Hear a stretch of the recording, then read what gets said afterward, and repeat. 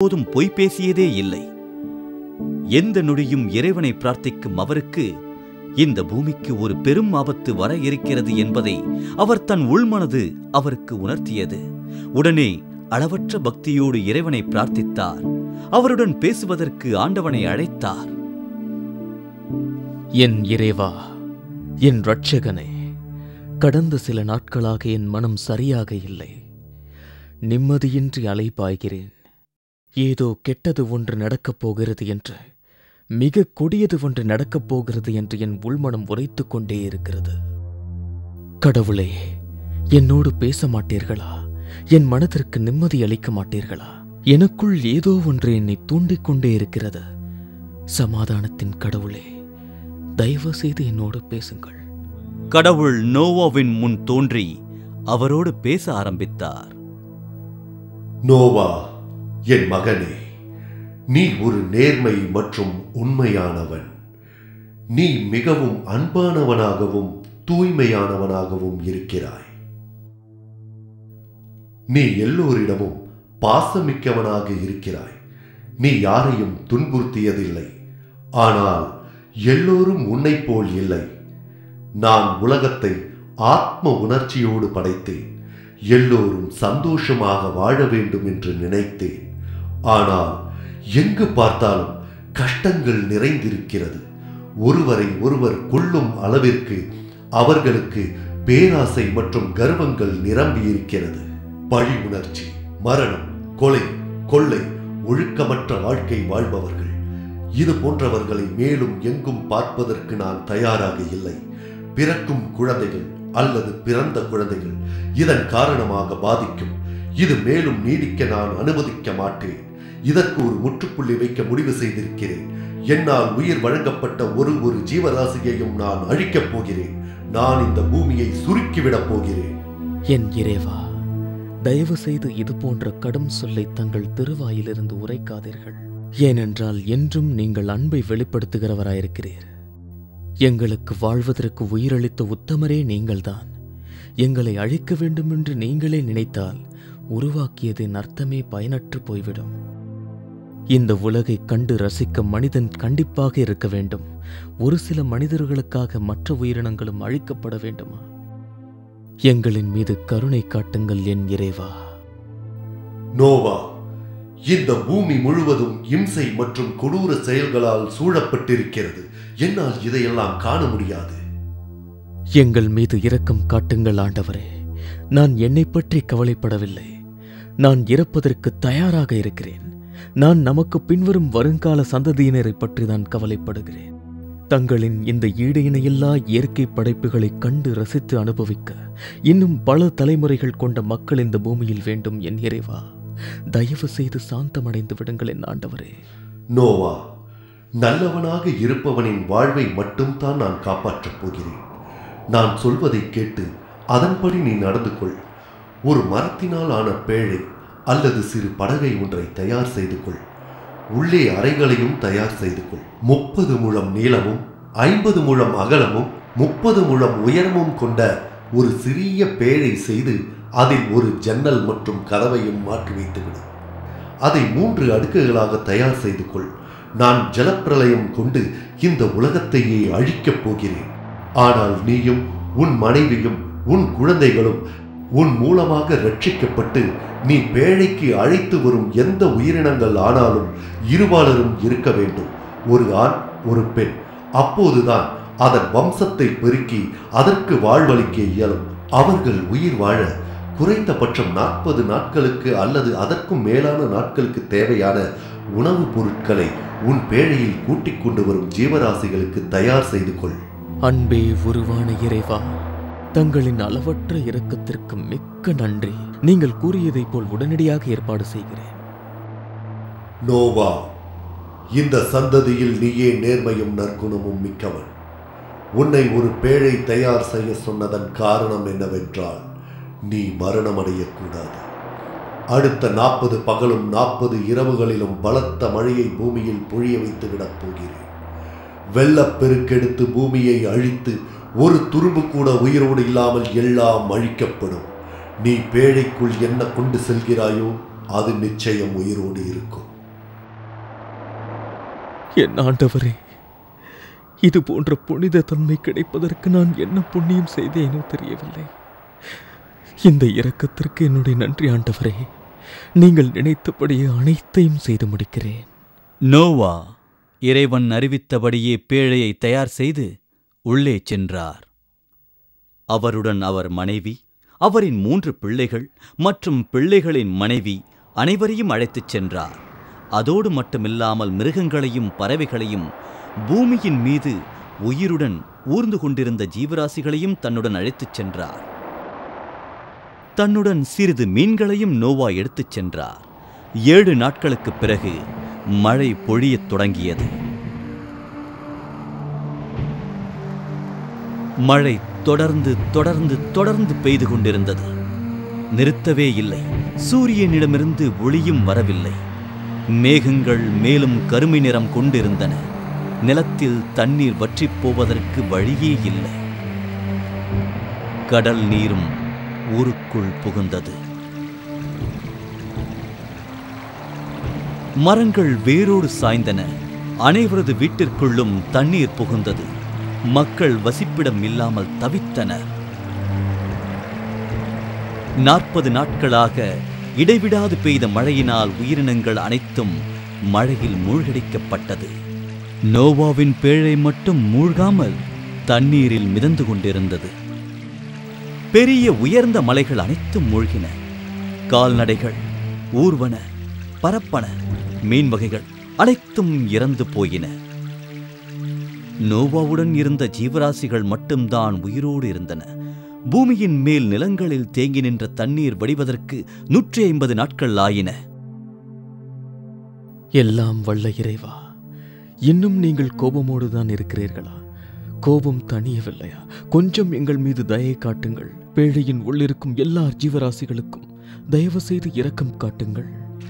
பேழையில் இருக்கும் நோவா மற்றும் அவர் குடும்பம் மற்றும் கால்நடைகள், ஜீவராசிகள் அனைத்துமே ஆண்டவரின் நினைவில் இருந்தது. 150 நாட்களுக்குப் பிறகு நிலத்தில் தேங்கியிருந்த நீரை எல்லாம் காற்று பரவ செய்து காணாமல் செய்து விட்டார். மழையும் நின்றது. ஒரு வழியாக பேழை நகரத் தொடங்கி 7ஆம் மாதம் 17ஆம் நாள் அராரத் மலை மீது நிறுத்தப்பட்டது. மழை நின்று விட்டது. இனி பயமே இல்லை. நாம் எல்லோரும் ரட்சிக்கப்பட்டு விட்டோம். இந்த பூமி மீண்டும் அழகாக காட்சியளிக்கப் போகிறது. எல்லா உயிரினங்களும் மீண்டும் பூமிக்கு வரப்போகிறது. நோவா தான் செய்த பேழையின் ஜன்னல் பகுதியை திறந்து பார்த்தார். அப்போது நம்பிக்கை ஒளியைப் போல கிழக்கிலிருந்து சூரியன் தன்னுடைய ஒளிக்கதிர்களை வீசிக்கொண்டிருந்தது. நோவா மிகுந்த ஆத்ம திருப்தி அடைந்தார். நோவாவிற்கு அவருடைய சந்தோஷத்தை கடவுளிடம் எப்படி வெளிப்படுத்துவது என்று தெரியவில்லை. என் அன்பார்ந்த இறைவா, இதுவரை நீர் இவ்வளவு கோபமடைந்து நான் பார்த்ததில்லை. தங்களுடைய இந்த அன்பும் இரக்கமும் பெற நான் மிகுந்த அதிர்ஷ்டமானவன். நான் காப்பாற்றப்பட்டு விட்டேன். கடவுளே, எல்லா ஜீவன்களும் காப்பாற்றப்பட்டு விட்டன. ஆண்டவரே, யாராலும் தங்கள் கோபத்தை எதிர்கொள்ள முடியாது. என்னோடு இருக்கும் ஜீவராசிகளுக்கு தயை புரியுங்கள். அவைகள் தங்களால் பூமிக்கு வரவழைக்கப்பட்டன. நாங்கள் அனைவரும் வேண்டுவது தங்களின் அன்புக்காக. நோவா, உனக்காகத்தான் இந்த உலகை அழிக்காமல் மீண்டும் ஜனிப்பதற்காக விட்டு வைத்திருக்கிறேன். எல்லோரும் சந்தோஷமாக இருங்கள். உங்கள் அனைவருக்கும் என் ஆசீர்வாதங்கள். மிக்க நன்றி என் அன்பார்ந்த ஆண்டவரே. நோவா முதலில் பூமியில் தண்ணீர் வடிந்து விட்டதா என்பதை அறிய காகத்தை அனுப்பினார். அது திரும்பி வந்தது. பின்பு புறாவை அனுப்பினார். புறா பறந்து சென்று எங்குமே அதன் கால்களை பதிக்க இயலவில்லை. அதன் மூலம் தண்ணீர் வடியவில்லை என்பதை அறிந்த நோவா புறாவை இழுத்து கப்பலில் போட்டுவிட்டு பொறுமையாக இன்னொரு 7 நாட்கள் காத்திருந்தார். பிறகு ஒரு நாள் இரைக்காக வெளியில் சென்ற புறா ஆலிவ் இலையை தன் மூக்கில் செருகிக் கொண்டு வருவதை பார்த்த நோவா தண்ணீர் வடிந்து விட்டது என்பதை உணர்ந்தார். இருந்தாலும் இன்னும் ஒரு 7 நாட்கள் காத்திருந்து மீண்டும் புறாக்களை அனுப்பினார். அது திரும்ப அவரிடம் வரவே இல்லை. இப்போது அனைத்து ஜீவன்களும் வெளியில் சென்றால் எந்த துன்பமும் இல்லாமல் வாழலாம் என்பதை உணர்ந்த நோவா எல்லோரையும் சுதந்திரமாக பூமியில் உலாவ விட்டார். 600ஆம் வருடம் முதல் மாதத்தில் முதல் நாள் நோவா கப்பலில் இருந்து வெளியில் வந்து தண்ணீர் வற்றிய பூமியை பார்த்தார். இந்த பேழையில் இருக்கும் என் மகன்கள் மற்றும் அனைத்து ஜீவராசிகளும் அறிவீராக, இந்த பூமி மீண்டும் உயிர் பெற்றிருக்கிறது. தண்ணீர் வடிந்து விட்டது. பிரகாசமான மலர்களோடு பூமி பசுமையாகவே காட்சியளிக்கிறது. கடவுள் மிகவும் இரக்கமானவர். மேலும் இப்போது கோபம் அடங்கி சாந்தமாகிவிட்டார்.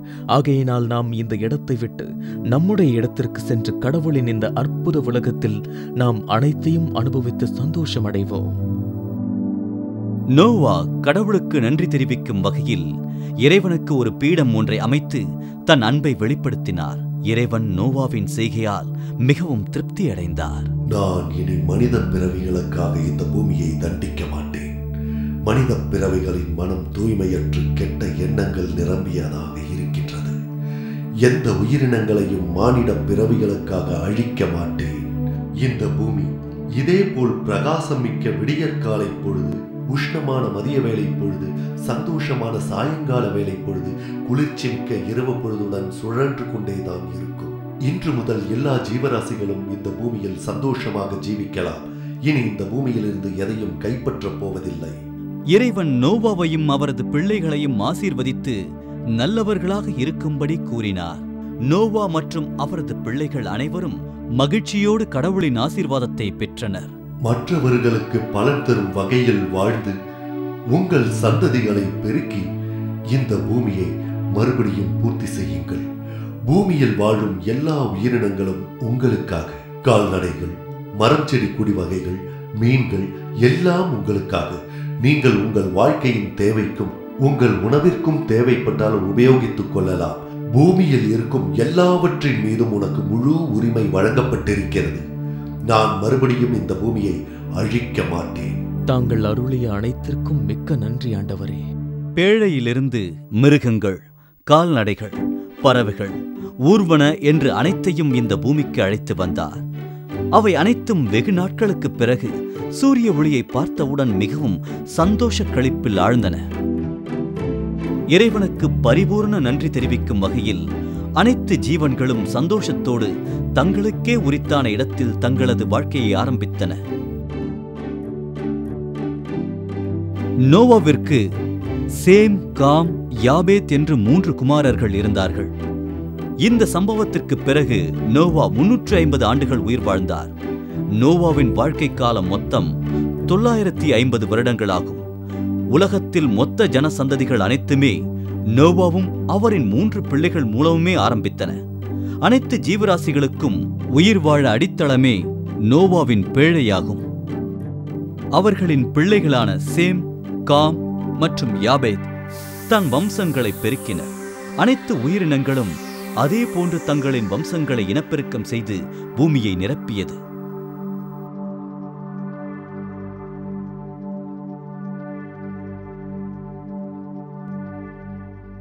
பக்தியுடன் கூடிய அன்பை பெறுவதற்கு ஒருவன் உயர்ந்தவனாக இருக்க வேண்டியதில்லை. எவன் ஒருவன் தன் கடமையை ஒழுங்காகவும் ஒழுக்கமாகவும் செய்து உண்மையானவனாக செயல்படுகிறானோ அவனே எல்லாம் வல்லவரிடமிருந்து அன்பையும் அருளையும் ஆசீர்வாதத்தையும் பெறலாம். நோவா உண்மையான தெய்வ பக்தியையும் நேர்மையையும் கொண்டவராக இருந்ததனால்தான் இந்த உலகத்தை காப்பாற்றி அனைத்து ஜீவராசிகளையும் காப்பாற்றினார் என்பதற்கு இந்த உண்மை கதையே ஒரு சிறந்த எடுத்துக்காட்டாக விளங்குகின்றது.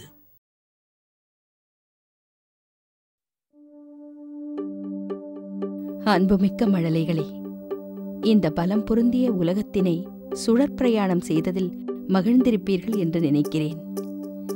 உலகப் பிரயாணத்தில் கடல்கள், மலைகள், பாலைவனங்கள், அதோடு மட்டுமன்றி உங்களுக்கு பிடித்த மிருகங்கள், பறவைகள் அனைத்தையுமே கண்டு களித்திருப்பீர்கள். குழந்தைகளே, இந்த கதையின் நீதி நெறியை என்றும் மறவாதீர்கள்.